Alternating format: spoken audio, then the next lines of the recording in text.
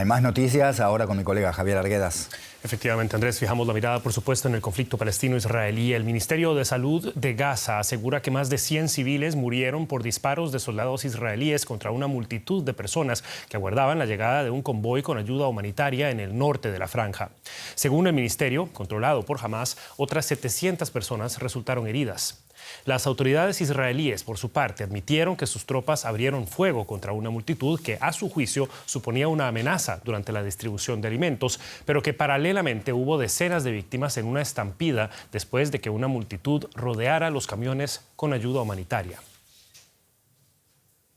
Las siguientes fueron las declaraciones de un vocero del gobierno israelí refiriéndose a lo ocurrido. My understanding thus far is that según tengo entendido, hasta ahora, los vehículos de ayuda humanitaria entraron en la Franja de Gaza y se vieron rodeados por personas que intentaban saquearlos. Y en algún momento, y esto seguramente se ve en algunos de los videos distribuidos por el ejército, los camiones se vieron desbordados y los conductores, que eran conductores civiles de Gaza, arrollaron a la multitud.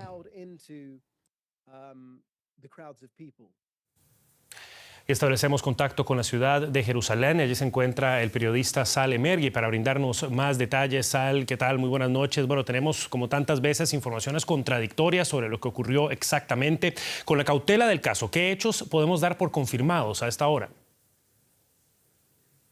Pues como tú decías, Javier, es difícil confirmar completamente de forma segura. Lo que sabemos es que hay dos versiones confirmadas y definidas. Como tú decías, en primer lugar, Hamás fue el primero en denunciar y acusar a Israel de disparar sus tropas en el norte de la Franja de Gaza de forma indiscriminada contra la multitud que se agolpaba a la ayuda humanitaria que había llegado a primera hora de la mañana. Y lo ha definido como una masacre horrible, una condena también de la autoridad palestina desde Ramallah, como también desde Egipto y Jordania y otros países árabes. La versión israelí es que admiten que hay una tragedia, que ha habido una tragedia, pero dicen que la mayoría de los muertos son debido a la estampida, debido a la avalancha de los palestinos cuando se agolparon hacia los camiones conducidos por palestinos en esa zona del norte. Hay una zona en un barrio situado en la parte oeste de la ciudad de Gaza, en el norte de la Franja de Gaza. También dice Israel que hay en realidad